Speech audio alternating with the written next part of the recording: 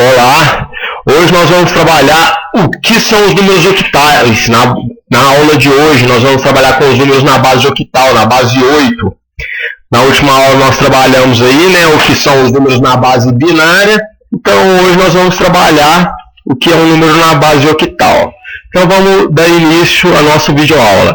Sistema octal é um sistema de numeração cuja base é 8, ou seja, é apenas número até 8. Utiliza 8 símbolos, né, para representação de quantidade. E esses algarismos, símbolos, né, são 0, 1, 2, 3, 4, 5, 6, 7. Apesar de a gente falar que é um número octal, não existe um número 8.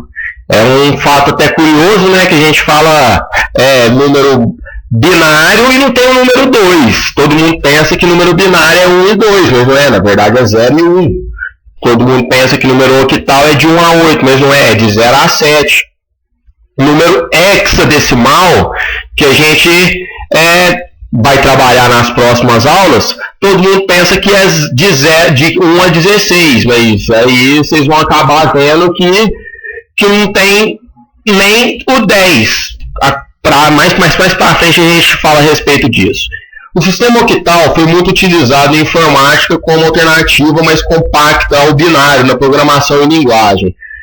Falando numa linguagem mais popular, isso aí é uma compilação da linguagem nossa para a linguagem computacional. Como o computador só entende 0 e 1 e a gente trabalha com os números decimais, a gente tem que fazer umas intermediações para ficar mais fácil. Porque se a gente ficar trabalhando toda vez injetando o número em binário, vai ficar muito demorado o trabalho. Então, por isso, a gente trabalha com os números octal. Fazendo uma pequena revisão aqui, né, para às vezes teve gente que não viu a primeira aula. Então, vamos lá. O número 191 aqui, ao lado direito da tela, é um número em decimal. E o lado esquerdo, na parte de cima, é um número em binário. Lembrando que isso aqui não é uma fração, é apenas um traço para representar a casa. Então, aqui embaixo, é apenas uma representação. Aqui fica bem claro para vocês verem aqui, que é só uma representação. Lembrando que a gente começa a enumeração das casas da direita para a esquerda. É ao contrário, né? A gente faz de ordem decrescente. Então, vamos lá. Vamos começar já a trabalhar com os números octal. Está aqui do seu lado esquerdo, do lado esquerdo da barra, dessa barrinha aqui, os números em decimais. Do lado esquerdo e do lado direito, os octal. Então você pode reparar que do 0 ao 7 é tudo igual. Mas aí a partir do 8 já não é a mesma coisa. No 8 decimal já não é a mesma coisa no octal, já é 1, 0. Lembrando que não é 10, é 1, 0. 1, 0 octal. Já do outro lado aqui, representando aqui, o 9 é equivalente a 1 octal. Já o 1000 é equivalente a 1750 octal. Vamos entender como que a gente fez isso. A gente fez isso com a conversão, um método bem simples, que é o método da lei de formação. Só uma curiosidade, para já ir adiantando nas próximas aulas, todo número na base octal é equivalente a 3 casas do binário.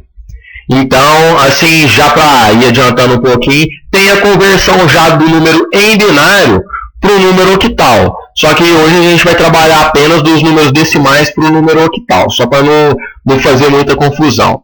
Então, olha aqui, o número 113 em decimal, que está aqui do seu lado esquerdo, ele é equivalente ao 161, o 47 é equivalente ao 57, o 256 é equivalente ao 400, o 1024 é equivalente ao 2000 octal. Então, assim, está meio bagunçado agora, mas eu vou dar vamos ver se melhora. O que acontece é o seguinte: a gente começa fazendo as enumerações das casas, sempre da direita para a esquerda. Sempre da direita para a esquerda. E começa do 8 elevado a 0, assim por diante. 8 elevado a 0 é 1. Lembrando que todo número elevado a 0 é 1. 8 elevado a 1 é 8. 8 elevado ao quadrado é 64. Então, a gente faz o seguinte: 113 é é maior do que 64? É. Então cabe 1. Se eu colocar 2, passa, porque aí vai para 128, então só cabe 1. 8 elevado a 1, cabe quantos? Cabe 6, mais 48. Dá 64 mais 48, dá 112, desculpa. Então, no caso aqui, mais 1 do 8 elevado a 0, 161. 64, aqui o rapaz que fez o slide errou, né? Aqui era para ser 48. Então, ó, 1 vezes 64, mais 6 vezes 8, que era para ser o 48. Ficou faltando um 4 aqui, né? Mais 1, dá o total de 113. O 47 aqui você pode reparar que é no mesmo estilo. Tem 5 unidades de 8 elevado a 1, é 5 vezes 8, que é igual a 40.